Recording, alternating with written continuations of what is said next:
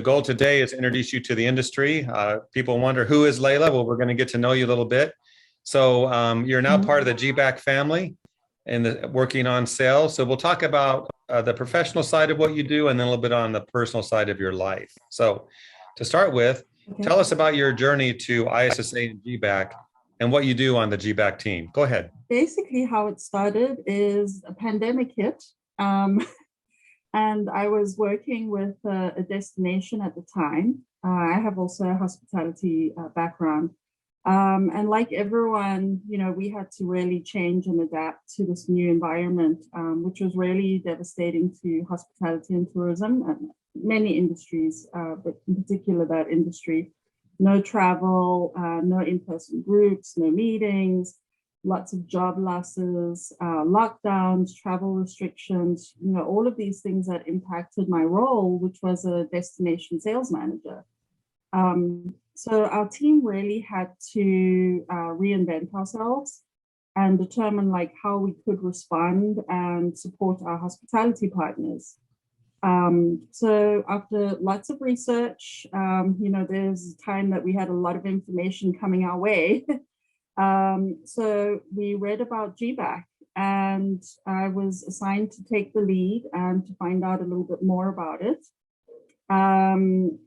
The GBAC Star accreditation then became a goal for us because we wanted to try help our industry and the people involved become more prepared and equipped on how to handle what could be next and also deal with what we're dealing with right now. And this kind of spoke to me as an opportunity to see how else I could help. And when the opportunity came up for me to apply, I reached out and learned a little bit more. And unbeknown to me, when I actually started and came on board, it was exciting to hear that the vertical that I'd be focused on is destinations and hospitality. So an industry I've been involved in for 20 plus years, I then still get to kind of help support just in a different way, which is really exciting. Well, Leila, so you're telling me that you were an expert in the hospitality industry, then you became a client of GBAC, and now you work for GBAC. Is that right? Correct. So, yes. So you must know a thing or two about the big picture of what the hospitality industry needs, the facilities that work in that industry, and staying safe. Mm-hmm. So talk about what you have to offer those watching. Speak to your former colleagues that you can now help from the GBAC side. What do you offer them? Well, joining GBAC, I now get to be connected to the world of science, and my cat wants to join us. That's okay. Sorry. So what's your cat's name? We're going to leave this in the video. Storm. We're going to leave this in. What's the cat's name? Yeah. Storm. Storm. All right. Go ahead. Continue. Perfect storm. Basically now I get to be connected with the world of science and some remarkable industry leaders under the umbrella of ISSA, which I learned was the largest worldwide cleaning industry association. It's been around for 100 plus years, so it's got a large following and reputation. So what I would say is, GBAC has several trainings and solutions to help organizations, including the GBAC Star accreditation, which takes a look at what organizations are already doing. They look at what's in place, opportunities of what they could do, gaps where they could fill in, and even maybe things that they're doing too much of, and save them that. So it also helps with additional value adds because it's a nonprofit organization. There's membership with ISSA that gets included.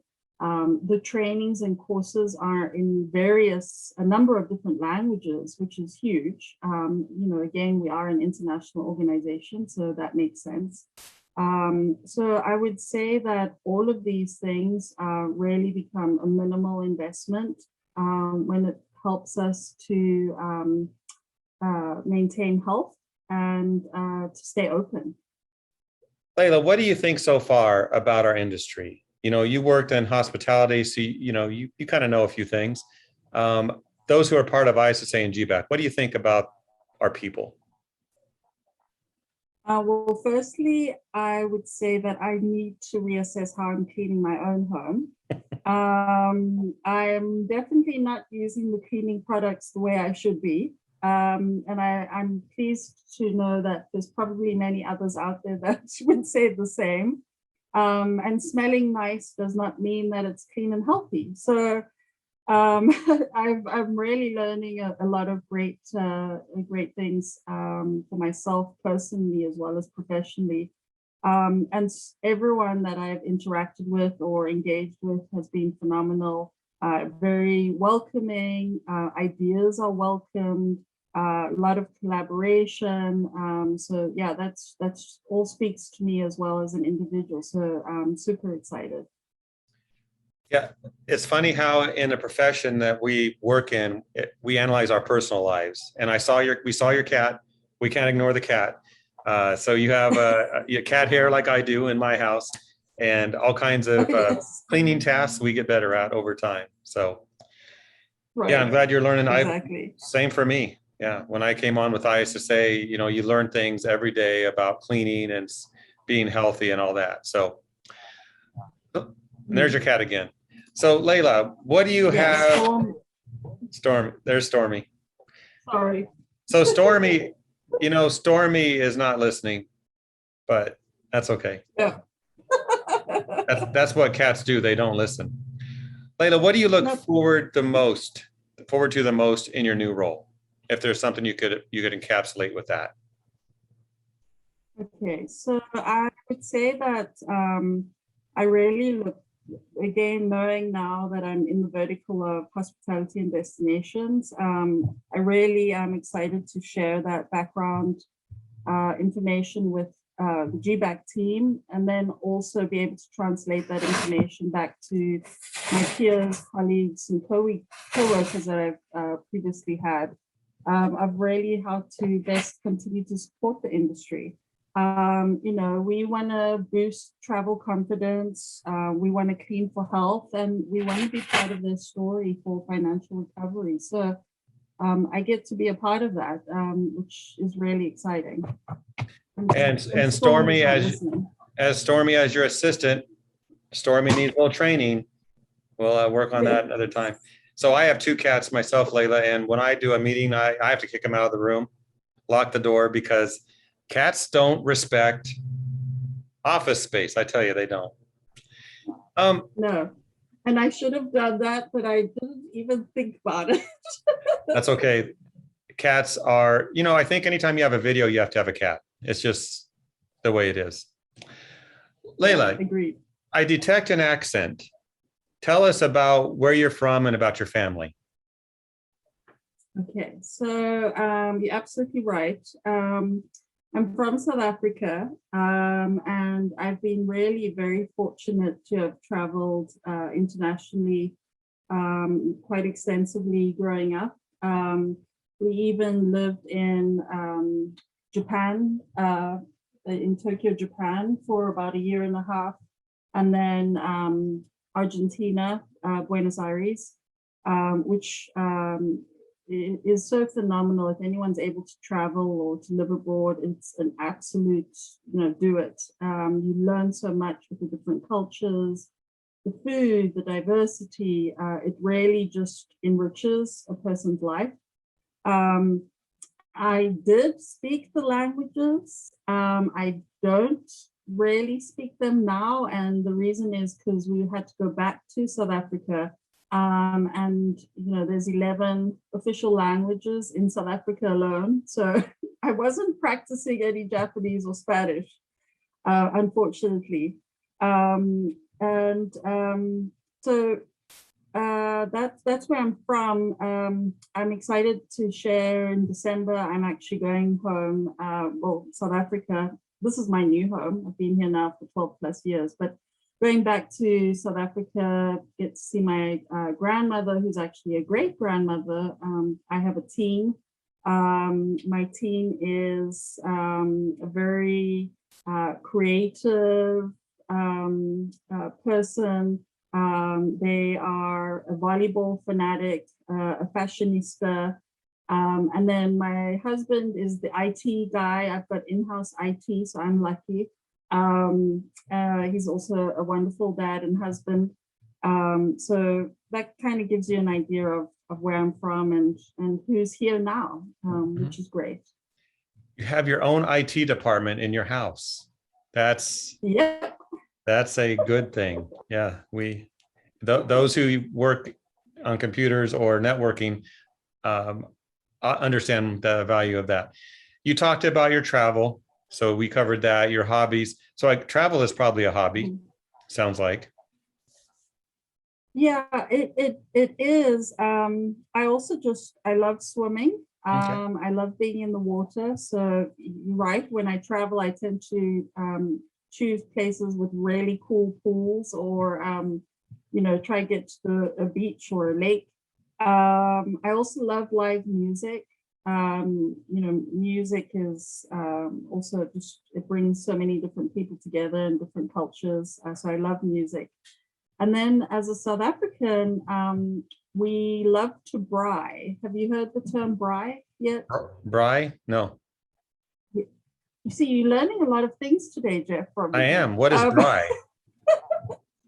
To braai is like a barbecue, except we call it braai in South Africa. So it's a nice, grill outdoors, cook your food on the fire type thing. Okay, I'm in. So I like that kind of stuff. That. So how do you spell it? B-R? B-R-A-A-I. Okay. What language is that? Whoops. It's from Afrikaans, which is it's like Dutch. Yeah. All right. How many languages have you learned? You've said you've forgotten some, but how many have you learned over the years? Over the years, well, when I was in South Africa at the time, they changed the mandatory languages that you have to learn now. But at the time, I had to do Zulu, Afrikaans, and English, because it was based on where you live, of what the main languages were in that area. And then I'm counting on my fingers here. And then went to Japan, so Japanese, and then Spanish. But I used to refer to it as Castellano because, it's sort of the Latin American version of Spanish. It's not Spain Spanish. So that would be 5. Yeah, that's amazing. Very cool. To wrap up, why don't you talk about, now that you're here, what are your ambitions, your goals? So I think the last 2 years has been eye-opening for all of us. It's honestly made me personally reflect, what is important to me, how I want to live, what I want to do. I actually did a coaching course and even hired a life coach during kind of lockdown days of the pandemic. And I was also furloughed at the time. So I was really trying to see, how to put all these crazy thoughts into something that was manageable, take a step back and kind of breathe. And that really helped me reassess, what I want to do, and the work that makes me happy and how I want to try and make a positive impact. I know it sounds like a lot of I's and a lot of me's, but I realized, in the end, we are responsible for ourselves. We are responsible for our own health and our well-being and our decisions and our choices. And there was actually a quote. Do you mind if I just read a short piece of this quote that I read? Don't mind. Go ahead. It's by an American author, Marianne Williamson. I won't read the full quote, but just a section that really stood out for me personally. Okay. It's our deepest fear is not that we are inadequate. Our deepest fear is that we are powerful beyond measure. It is our light, not our darkness, that most frightens us.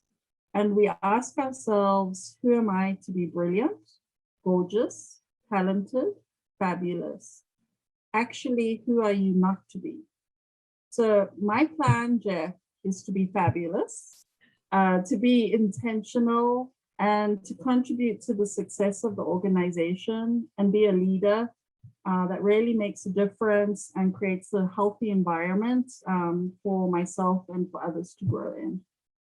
Inspirational. Thank you for sharing that. That's a very nice quote. So welcome to ISSA and GBAC, and all those watching know the personality behind the voice on the phone, although you probably do a few Teams and Zoom calls as well. Yes. So yeah. Where did Stormy go? Stormy has decided that because it's ending, I guess he doesn't need to be here anymore. Cats. All right. If the light's not shining on him, he makes an exit. All right. Well, we'll see you and Stormy down the road. Thank you, Leila. Thank you so much, Jeff.